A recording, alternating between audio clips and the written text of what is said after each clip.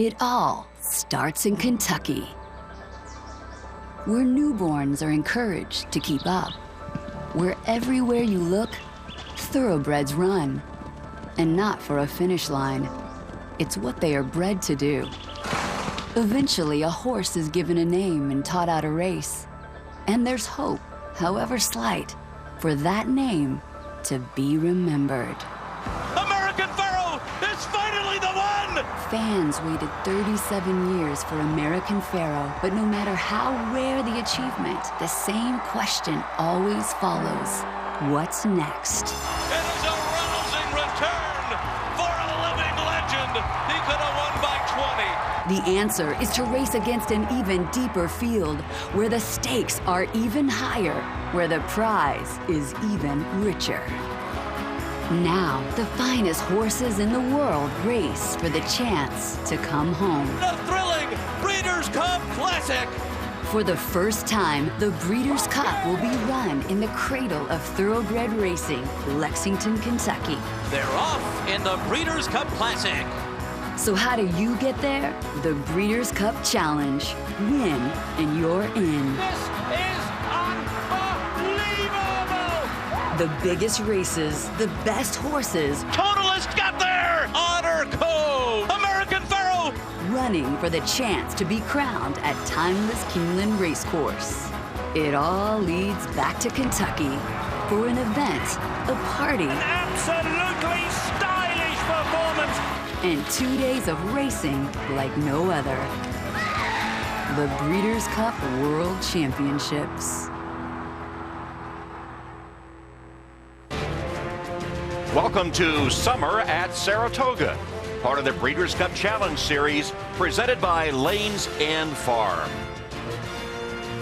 And everything primed and ready at Saratoga as the Breeders' Cup Challenge Series returns to the spa. Hello, everyone, and welcome to Saratoga, where today's card is highlighted by the 88th running of the Whitney, the race named for the family that has meant so much to this racetrack and this community over the decades. And there is Mary Lou Whitney in attendance today. She'll be presenting the trophy for this race, which has been won by so many of racing's greats. In fact, 18 of them are in the Hall of Fame. This year's Whitney is a who's who of Eastern older horses. 7 Grade 1 winners, that's the top echelon of races in America, with combined earnings of nearly $13 million. The Whitney is a win and you're in race for the Breeders' Cup Classic. And last week, so was the Haskell at Monmouth Park, another tour de force for Triple Crown champion American Pharoah. So here is the remaining TV schedule for the Breeders' Cup Challenge Series, all leading up to the Breeders' Cup World Championships at Keeneland on the last 2 days of October. And we should mention that today we'll also have coverage of the test stakes for 3-year-old fillies. And we welcome in our analyst Randy Moss and our Hall of Fame jockey Jerry Bailey, who won the Whitney 5 times. We're going to talk a lot about the Whitney today, but boy, it's hard to get out of your mind that performance last Sunday by American Pharoah. It is. As dominant as American Pharoah had been in the Triple Crown, and as brilliant as his Belmont Stakes win was, it was the race after the Triple Crown, the Haskell Stakes last week, that I thought was his most impressive performance. I was talking to Hall of Fame trainer and 2-time Derby-winning trainer Leroy Jolly the other day about the Triple Crown and American Pharoah, and he said he thought the Triple Crown was designed to wear horses out, and it looked like American Pharoah. It didn't even take a toll on him. Now, personally, I think he's the best 3-year-old I've seen since Secretariat. But look, no 3-year-old has been able to beat him this year, and I guess the question remains is, who can? Would it be any older horses, Randy? Obviously, the ultimate goal is for him to win the Grand Slam, as we're calling it, the Triple Crown, plus the Breeders' Cup Classic. And if he does lose, ultimately, in the Classic, it will probably be to one of the horses that we'll see today in the Whitney. You've already heard about the credentials of this field. If American Pharoah was in the Whitney today, it would actually be the perfect Breeders' Cup Classic. Tom, I think this is not only the best race for older horses this year, I think it's the best race in America this year since the Kentucky Derby. Looking forward to the Whitney later today. We'll also have more on American Pharoah's race at Monmouth Park last weekend. But right now, the 3-year-old fillies are on the track for the 7-furlong Longines Test with a purse of $500,000. That's up next on Summer at Saratoga.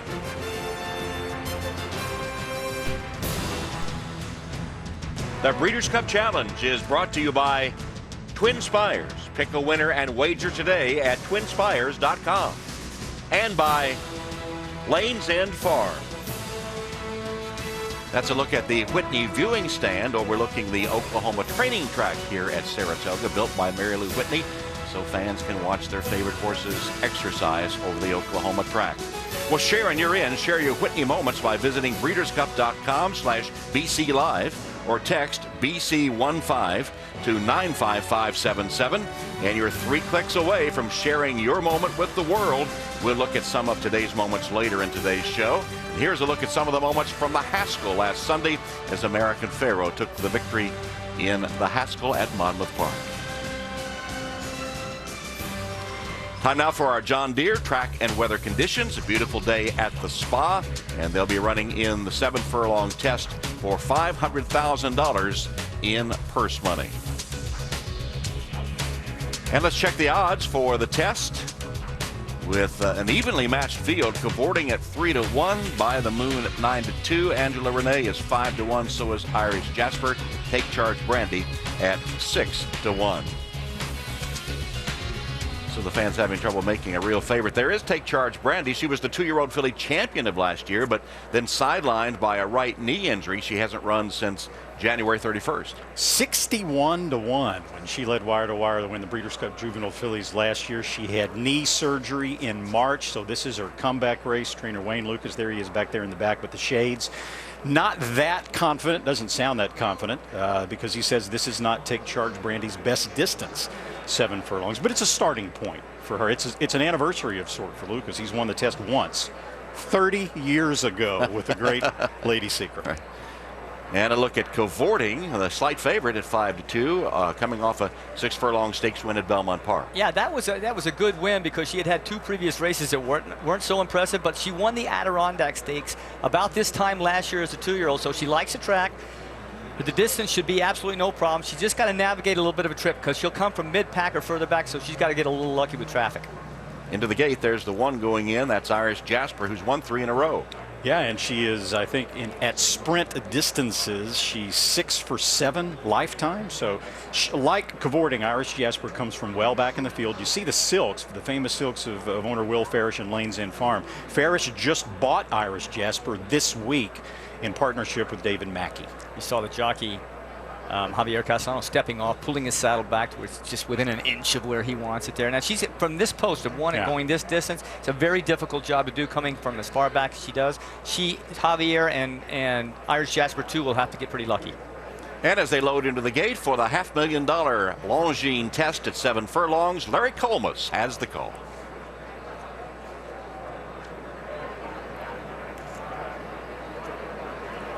And Pleasant Tales. They're all in line.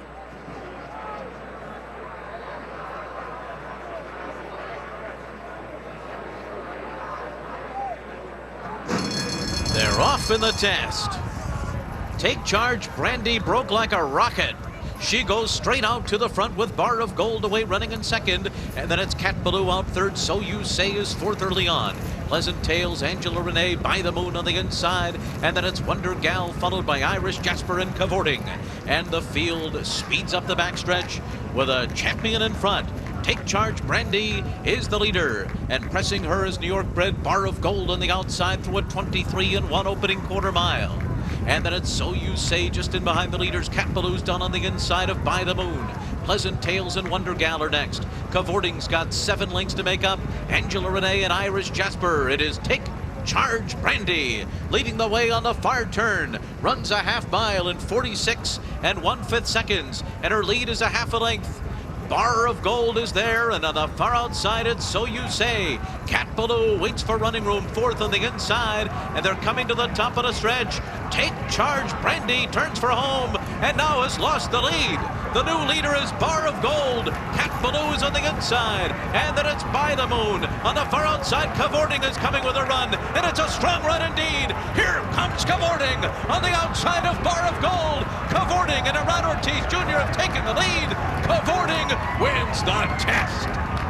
Bar of Gold was second, then By the Moon and Irish Jasper.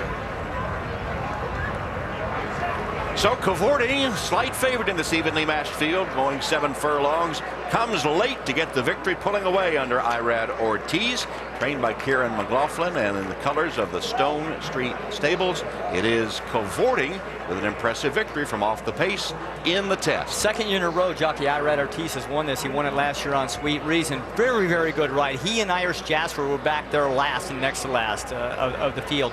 He saved some ground going into the turn, and then he had to start angling out before he hit the stretch, looking for a seam to run through. He was about 4 wide as he turned for home, and then put her in the middle of the track, and man, did she finish strong to take down the win. Yeah, and especially impressive considering the pace. When the expected pace setter, so you say, missed the break, that left Take Charge Brandy all alone in front. She was eased, by the way, the champion.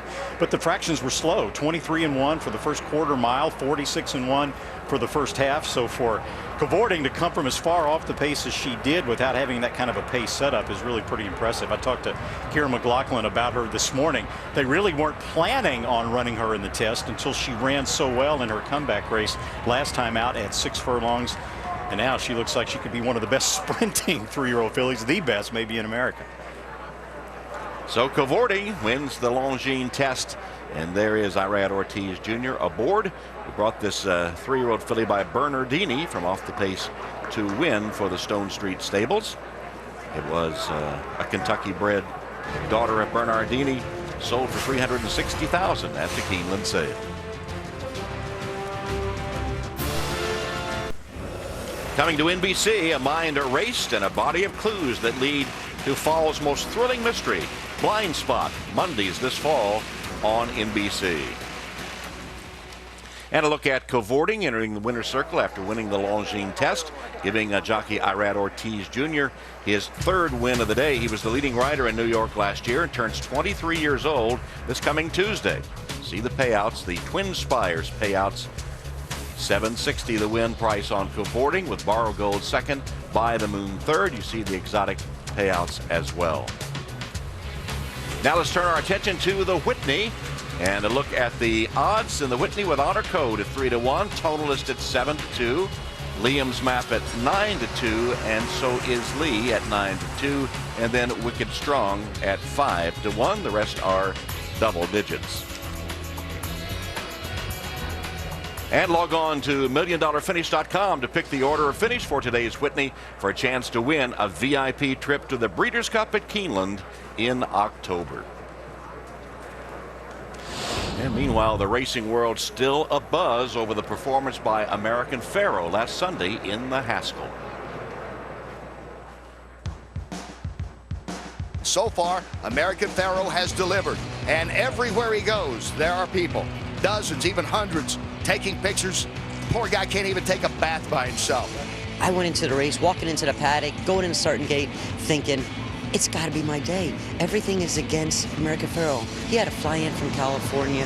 He's had the press on top of him. A normal horse can't handle all that. But you know what?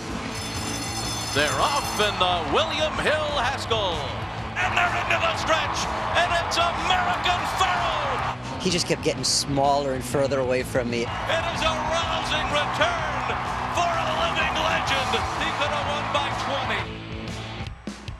What I saw, his acceleration, because I've been doing this, I'm a teenager, and I never used the word secretariat. But he's in that category now, there's no question. He's a natural. He does it with, like, so easy that he makes the other horses look bad. I don't see no weakness on it. It's great for everybody to know that, you know, a super horse exists. He typifies what a champion is all about in our industry, and I think we're very fortunate that he came along when he did. I'm with Justin Zayat, who is the racing manager for his father Ahmed, of course, the owner of American Pharoah. Your father has said he would like to run here in 3 weeks in the Travers. Any closer to making a decision? We're getting a little bit closer. You know, the horse is doing really well. He came out of his race in great shape. Spoke to Bob yesterday, told me he's breathing fire and he's training very well. So all positive signs we want to see. But we're going to wait till we work him next week, probably a week from Sunday, and then we'll decide after that. You think by that time that would be the timetable? Yeah, it looks about right. You know, we have to work him about once, and then we'll see how he looks, but we'll see how Bob thinks. But that seems about right. People will be lobbying you throughout this day. Thank you very much, Justin. My pleasure. Well, they will be lobbying to bring him to Saratoga, and of course, Ahmed Zayed has already let it be known he wants to run in the Travers, but Bob Baffert is still non-committal. And Bob obviously is the one holding all the cards. He's the one that's going to decide how well American Pharoah is training. The Zayats, I think a lot of racing fans would like to see Pharoah run in the Travers because it's tougher competition and it's a more prestigious race. And the fans, I mean, they have lobbied at Saratoga for American Pharoah to be here, but Baffert is only one out of his last 21 in stakes competition at Saratoga. Doesn't necessarily feel the love here.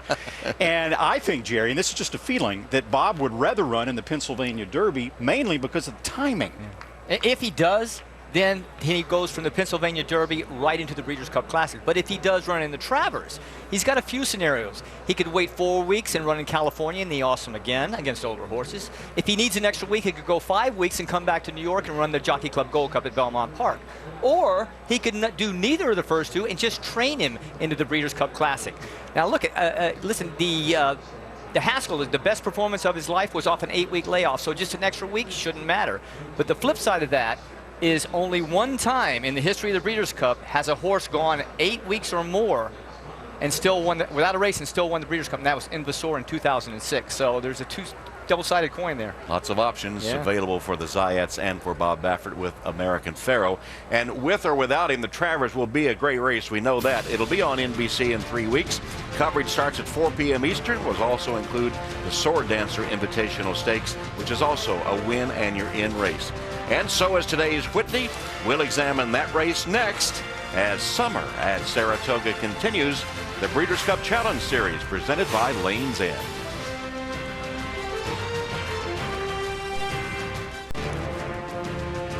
What about a little pizza for your visit summer at Saratoga? We asked you to share your favorite moments here at Saratoga. Visit breederscup.com/BC Live or text BC15 to 95577. And here are some views. And in fact, opening weekend here at Saratoga, the Pharoah fanatics were out in force urging their favorite to come to Saratoga for the Travers.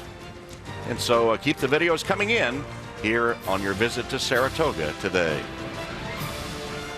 And let's take a look at the Whitney field now as we show you the starting gate presented by Lane's End. The 88th running of the Whitney at $1.25 million. Number 1 Honor Code, winner of the Met Mile. Number 2 Totalist, took the Belmont last year, second in the Met and Suburban. Number 3 is Noble Bird, winner of the Stephen Foster, a win and you're in for the Breeders' Cup Classic. Number 4 Liam's Map, steps up in class after winning 4 in a row. Number 5 Moreno, the defending Whitney champion. Number 6 is V.E. Day, last year's Travers winner. He was second in the Brooklyn. Number 7 is Lee, second in the Stephen Foster, beaten only a neck. Number 8, Coach Inge was scratched. Number 9, Wicked Strong, beaten the nose in the Travers last year. He was 5th in the Met Mile. And number 10 is Normandy Invasion, 4th in the 2014 Derby, a pair of seconds on his record this year. That's the field for the Whitney. And Tom is another illustration of how good this field is. Every week I do rankings for the Breeders' Cup Classic on breederscup.com. 4 of my top 5 are running in this race. 5 of the last 10 years, the Whitney's produced the winner of the Breeders' Cup Classic, but this is a better race than any of those years. And one that stands out to me is Honor Code. We saw him win the Met Mile on Belmont Stakes Day. What a move he made. Probably the most dynamic race by any older horse so far this year. But importantly, the Metropolitan Mile was a one-turn mile. 4 of his 5 lifetime wins have been in one-turn races. He's bred to get better as distances get longer. The Whitney's a 2-turn race at 1 1/8. But so far, it's been a little puzzling that his best races have been around 1 turn. We'll see how he handles this race today. And of course, in the Stephen Foster, Lee and Noble Bird did battle. Yeah, first time Noble Bird tries it 1 1/8. He was very impressive. The best race of his life as he come down the stretch to hold off number 2, Lee, who had a picture-perfect trip but just couldn't get the best of Noble Bird. But in this race, number 4, Noble Bird, carried 4 pounds less than Lee, number 2. Today, they're equal weight, so it might be the difference. And a familiar name, Totalist. He won the Suburban. Actually, he was beaten ahead in the Suburban Handicap July the 4th by F and Next. Johnny Velasquez's jockey blamed himself. Yeah, he broke slowly, broke last, but Johnny put him in the game, middle of the race. He moved actually too soon by his own admission. Johnny said, I'll ride him better this time. Look for him to come from further back. One late run today. And here are the odds for the Whitney as the fans try to make their selections. Honor Code was the morning line favorite. He's 3-1. Tonalist at 7-2. Lee is 9-2. Liam's Map and Wicked Strong both at 5-1, and the others are double digits in the odds. Let's go to Kenny Rice. All right, thanks, Tom. Well, they waited for over a generation to get a Triple Crown winner. We have seen the excitement American Pharoah has stirred throughout the land. Let's go back to 1973. The one doing it then, Big Red, maybe the greatest of all time, Secretariat, had broken a 25-year Triple Crown drought. He came here to Saratoga seemingly invincible and ran in the Whitney, where he was upset by Onion, who was trained by the late Hall of Famer Alan Jerkins, considered one of the biggest upsets of all time. A 13-year-old son of Jerkins, Jimmy, was here that day. He himself now a trainer in his own right, and he brings 2 contenders into the Whitney. For more on that, here's Bob Newmeyer. Well, like it or not, we live in a what have you done for me lately world. The case in point is the aforementioned Jimmy Jerkins. Let's turn back the clock now, shall we?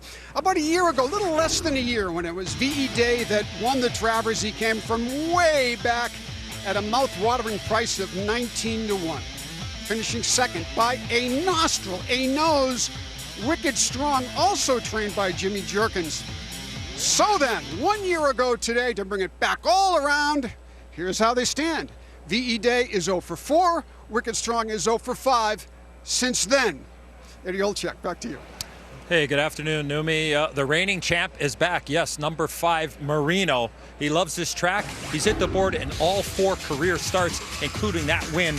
The only win was last year in the Whitney. Since that win, he's had 8 starts. He's only won 1 time. Lots of speed with this horse, and his trainer, Eric Guillot, has said many times, Marino is a one-trick pony to the lead, and quickly, I expect he will have some company early today. Let's say good afternoon to Donna Brothers. Yeah, Eddie, and one of the horses who's going to be trying to run down Moreno is the number 2 Tonalist. He's ridden by Hall of Fame jockey Johnny Velasquez again today. Velasquez has won the Whitney Stakes 4 times. A win today would tie the 5-win record set by Pat Day and our colleague Jerry Bailey. He's on a roll, though. He's currently the leading rider at this summer meet, and he's Saratoga's all-time leading rider, Tom. Yeah, he broke Jerry Bailey's record, of course, to become the leading all-time rider at Saratoga. We invite you to sign up at twinspires.tv to bet today's races, and you can earn a $100 bonus. Well, let's jump aboard Wicked Strong as he trains, galloping here at Saratoga, a race we know he likes. Wicked Strong on the track here at the Spa. He'll be in the Whitney coming up shortly.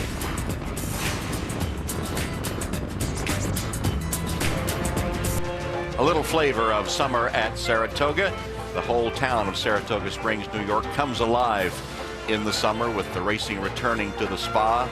It's a happening place to be. If you've never had a chance to make the trip, it's worth it just to be in the town of Saratoga Springs and to have a day at the races here, summer at Saratoga.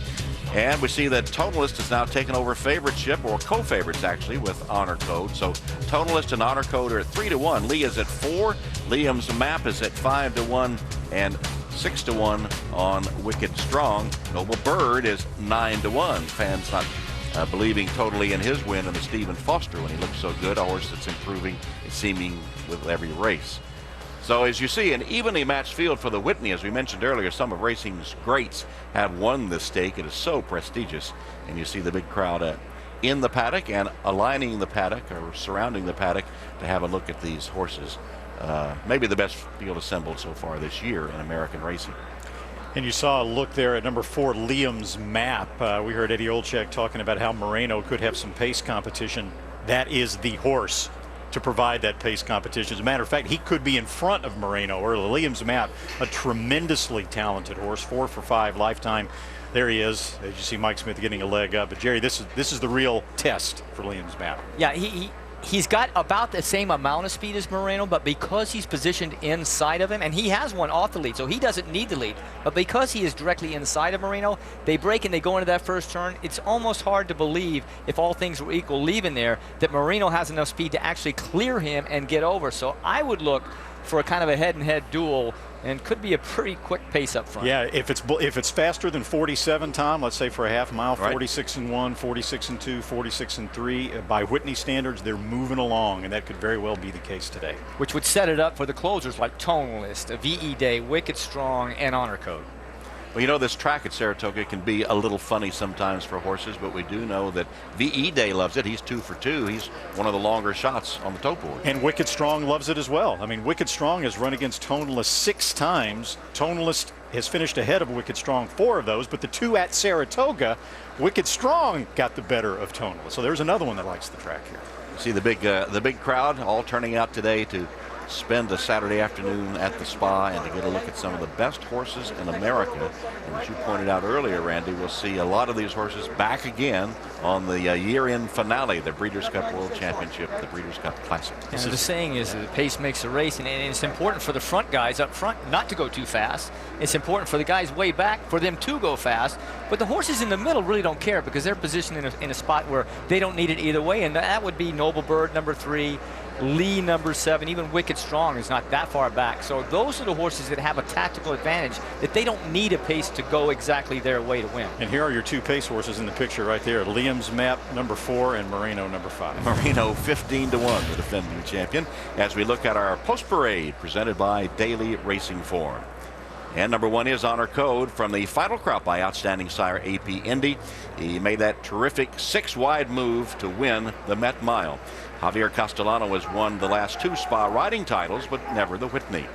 Number 2 is Tonalist, who denied California Chrome the Triple Crown with his Belmont win last year. Second in the Met Mile to Honor Code. He could give John Velasquez a record-tying 5th Whitney victory. Number 3 is Noble Bird, already in the Classic by virtue of his win in the Stephen Foster. That's his biggest win to date. He has won 3 of his last 4 races. It's the first Whitney for Canada's top trainer, Mark Casse. Number 4 is Liam's Map. He's won 4 in a row after a second in his career debut here last year. Todd Pletcher shooting for his 12th Saratoga training title. Hall of Fame jockey Mike Smith turns 50 on Monday. He won his only Whitney back in 1993. Number 5 is Moreno, who won the Whitney wire-to-wire last year. He's already banked $1.1 million in 5 races this year. Cornelio Velasquez is the 10th jockey to ride Moreno for trainer Eric Guillot. Number 6 is VE Day. His biggest win was in the Travers at nearly 20-1 last year. He's 0 for 2 this year, but beaten only a neck in the Brooklyn, and he is 2 for 2 at Saratoga. Number 7, Lee. His name means grassland. This is his first start since a neck loss to Noble Bird in the Stephen Foster. Bill Mott looks for his first Whitney win, though he has been 2nd or 3rd 5 times. Number 8, Coach Enge was scratched. Number 9 is Wicked Strong, who won the Jim Dandy, then was 2nd to stablemate VE Day in the Travers last year. He does like Saratoga, and he's 0 for 4 this year for trainer Jimmy Jerkins. And number 10, Normandy Invasion. 2 second-place finishes this year after a near miraculous comeback from a fractured bone in his ankle. The first Whitney starter for trainer Larry Jones, and for 56-year-old jockey Kerwin Clark, who has his first Saratoga mount since 1990. And that is the field for the 88th Whitney. And we have a trifecta of handicappers standing by. Let's go to Bob Newmeyer. Well, it's a trifecta, or it's the Three Stooges. One of the 3, Mo, Larry, and Shirley. I'll take the part of Curly. Thank you. Helping us put a little sanity to this madness is Matt Bernier of the Daily Racing Form. So why don't you go first? I'm going to go with Lee, number 7. I picked him in the Stephen Foster. He ran a good race, lost to Noble Bird. I have to say right now, though, based on the way the odds are, Noble Bird is much too high. He should be much shorter than he is right now. Yeah, that's the 3-horse. I'm going to go with Wicked Strong. We heard Tom talking about Wicked Strong being 0 for 4 so far this year. He loves this track. I like the angle for Jimmy Jerkins, the trainer. 44% going from turf to dirt. He ran on a turf the last time, ran a good second, and also the trainer-jockey combination at 44%. I'm really surprised he's only 6-1. I'm going to play Wicked Strong on top, and I'm going to use the 3-horse Noble Bird, and I'm going to use VE Day, which I'm really surprised is 14-1. Moneybags over here throwing stats at me. That's always a little dangerous. I'm going to guess here. Guess at Liam's Map, because I'm all over the map here. But trainer Todd Pletcher wins at Saratoga. Jockey Mike Smith wins, period. maybe sit behind Marino, so should get a good trip. Don't know if he's grade 1 caliber. This is a star-studded field and a decent price as well. So Liam's Map gets my call. Tom, to you. All right, Numi, and nobody picked Honor Code, who is the favorite and does have today's top buyer speed figure. Well, log on to MillionDollarFinish.com to pick the order of finish for the Whitney today for your chance to win a VIP trip to the 2015 Breeders' Cup at Keeneland in October. Meanwhile, the Breeders' Cup Challenge, presented by Lanes End, rolls on from Saratoga. It's summer at Saratoga, and the Whitney is upcoming.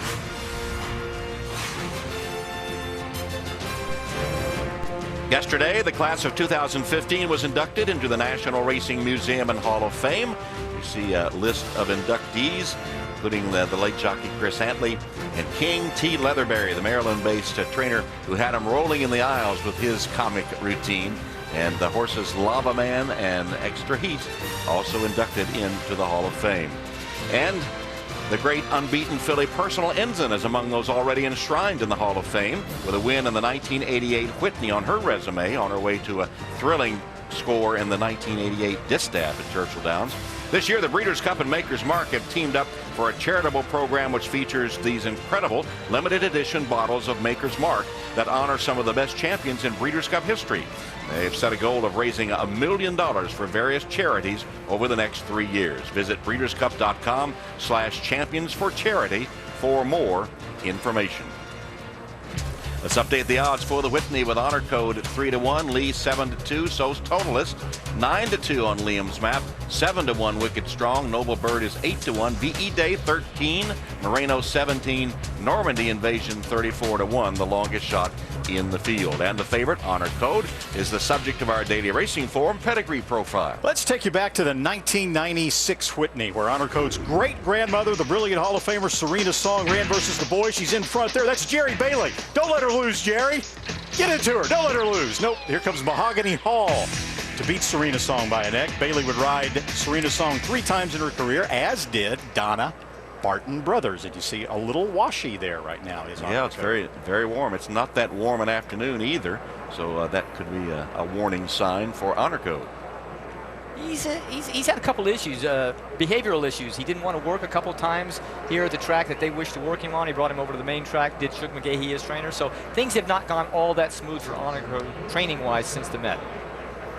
And Lee, who was beaten just a neck by Noble Bird in the Stephen Foster. He's only won 1 of his 4 starts this year, but in a couple of those beats, he had a little tough luck. Got trapped in, had to work his way out. Probably cost him a couple of races. Today, he should get the perfect trip. From that post, he'll probably drop in no more than 2 or 3 wide off the first turn in about 4th or 5th position, 4 or 5 lengths off the lead, and look for jockey Joel Rosario to start his move at the 3/8 pole. Trainer Bill Mott said that's what he needs, a clear last 3/8 of a mile run. I think he's the horse to beat. Since Mott's had him, he almost never runs a bad race. What about Liam's Map from Pletcher's stable? Won 4 in a row, and he is the subject of the Daily Racing Forum Formulator Fact. Yeah, which shows you how hot Todd Pletcher has been here at Saratoga this year. 5 for 9 in graded stakes races heading into the Whitney. Liam's Map is named after Liam Collins, a former Special Forces hero in Afghanistan, and he could actually be part of a military trifecta here. You got Liam's Map, VE Day, and Normandy Invasion for all you veterans out there that want to participate. Throw in Honor Code. You have a superfecta there as well. But he is very fast, and he'll be up there on the front end, if not in front of Moreno early. And we saw Moreno, the 5 horse, getting ready to be taken into the gate. Defending champion. He has speed as well, as we well know. He could clear Liam's Map, and then Liam's Map would get a perfect stalking trip, but I don't know if that's really the way it's going to shake out. Both horses having about the same amount of speed. Tonalist, number 2, we just saw, he's probably going to break, drop back. John Velasquez is jockey. There you see him right there. Will not make the same mistake he did last time. Look for him to wait for the last 3 furlongs as well, but coming from far back. Honor Code, Tonalist, VE Day. Those 3 horses will be way back at the back of the pack, especially if the pace is as quick as we think it is. And then there's number 3, Noble Bird, the horse that defeated Lee in the Stephen Foster. Has a penchant for idling when he gets to the lead. Tries to pull himself up a little bit. That's why he has so many narrow victories on his form, a lot of noses and necks and such, but he is improving and a very talented horse. If anybody gets a better trip than Lee, it might be Noble Bird, and is stalking like 3rd position, should get first run on the closers. Larry Colmus has the call.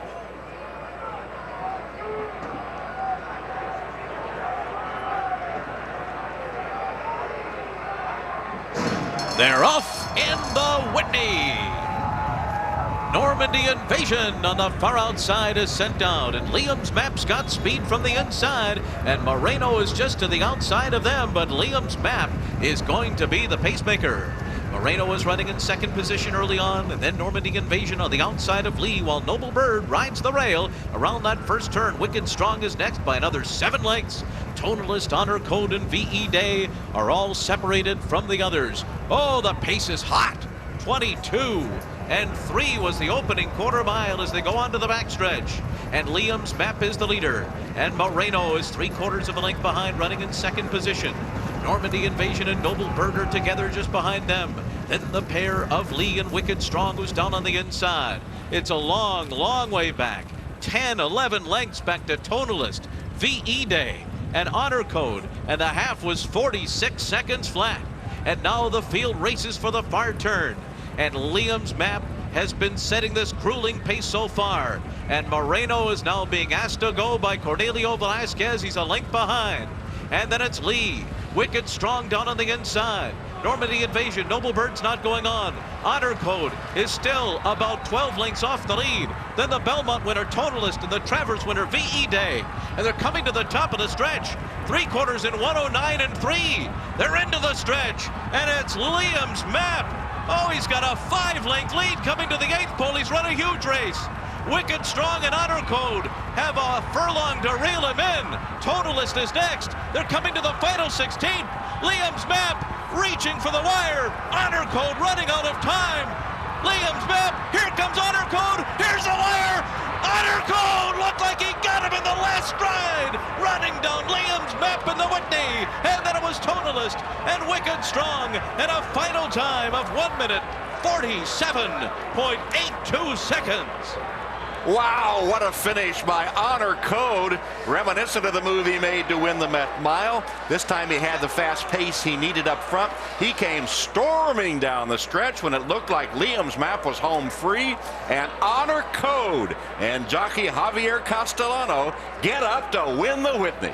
Well, a lot of the reasons why the question about Honor Code was could he win around 2 turns is because typically in 2-turn races the pace is not that fast. It's not just the addition of another turn. So he needs pace. He got that today. It was Katie bar the door when the gates opened. Moreno chased Liam's Map. Honor Code sensing that dropped almost back to last, if not very dead last early. Big run under Javier Castellano, but you got to give Liam's Map a lot of credit, Randy. Great race by Liam's Map. Those fast fractions running against Grade 1 competition for the first time. Looked like a winner in mid-stretch. And, of course, Honor Code with a huge run. And give some props to Tonalist, too, who was a very close third, maybe about a length and a half behind Honor Code there for the win. And Tonalist, of course, was way back there early with Honor Code. So the stretch runners had the pace that they needed. And certainly no doubt about Honor Code's ability to go 1 1/8 or 1 1/4 looking ahead to the Breeders' Cup Classic. As long as he gets pace. Exactly. Let's go to Donna. Well, Javier, you certainly kept it exciting. You dropped way back early. Did you think you were going to get up? That's the way it is. Yeah, the horse, he comes from behind. I really like the way he always does. Always respond. I mean, sometimes jockey worry about a little bit the pace. Today I've been feeling comfortable with him because that's the way he is. He comes from way back, but he always close. Javier, he's a horse who always comes from well off the pace. Does he ever give you an anxious moment that he's not going to come with that run?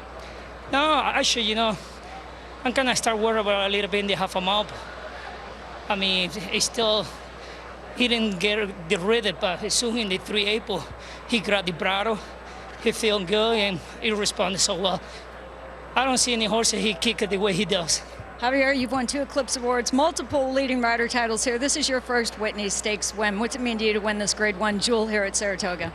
It's a lot to me because that's those kind of races they put it for the Eclipse Award in the end of the year. All right, congratulations. Go celebrate. Let's go to Bob Newmeyer. All right, thank you, Donna. Shug McGahee, the trainer of Honor Code, is with us. Liam's Map ran his eyeballs out, 46 to the half, not to get too technical. But did you think you had a shot with it come from behind her? I thought we were awful far back. I mean, obviously I was happy with the pace.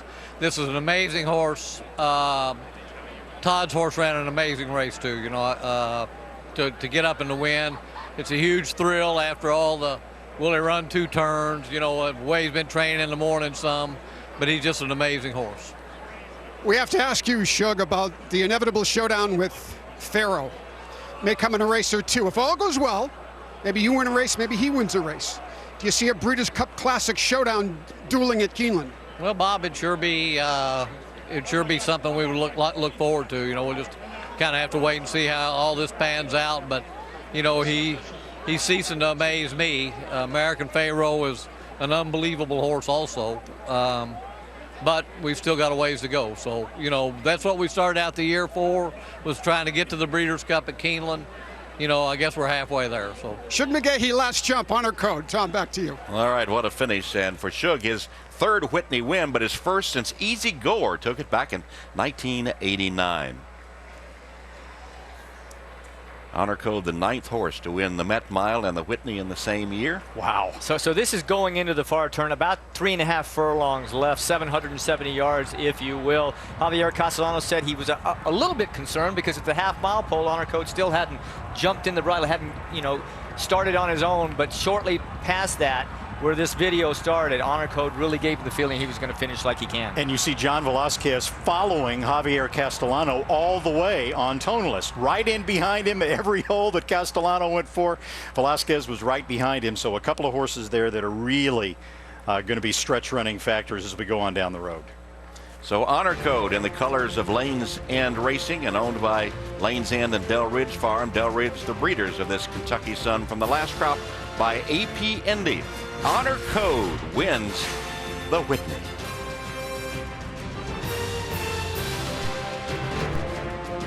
The Breeders' Cup Challenge is brought to you by Coolmore America, home of champions, and by Three Chimneys, future home to classic winner Palace Malice.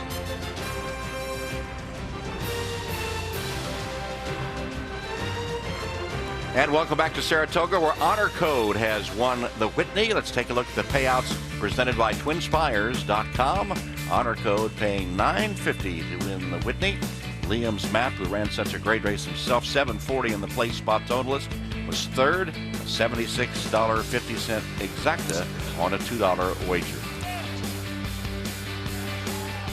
So Honor Code is the hero of the day with that rousing finish to take the 88th edition of the historic Whitney at Saratoga. And let's go to Kenny Rice.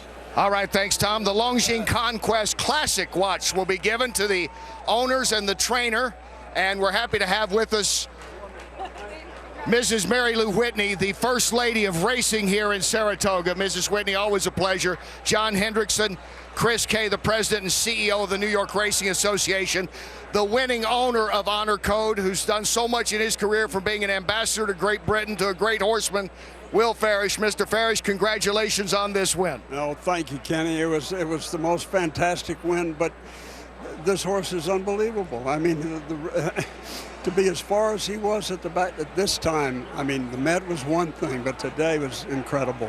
And I know in your backyard is the Breeders' Cup Classic, not far from where your farm is in Versailles, Kentucky. Absolutely right. No question about that. And, you know, there were many questions about whether he was going to get a distance because he's having won the Met. But today, I think he showed a lot of people. Congratulations. A lot of courage. Thank you, Ken. Congratulations, sir. Mr. Will Farish, the owner of Honor Code. What a finish it was, Tom. Was indeed, and congratulations to Will Farish, Shug McGahee, and all the connections of Honor Code, who takes the historic Whitney at Saratoga. Special thanks to Equibase, the industry's official database for thoroughbred racing information. And once again, the Breeders' Cup Challenge Series continues here at Saratoga with the Sword Dancer and the Travers, Saturday, August 29th. Coming up next, except on the West Coast, it's your local news. And tonight, starting at 8, 7 Central, it's Running Wild with Bear Grylls, followed by all new episodes of Aquarius and Hannibal. What a finish. There it is as Honor Code nips Liam's Map for the victory in the Whitney. So for our entire NBC Sports crew, Tom Hammond saying so long from Saratoga.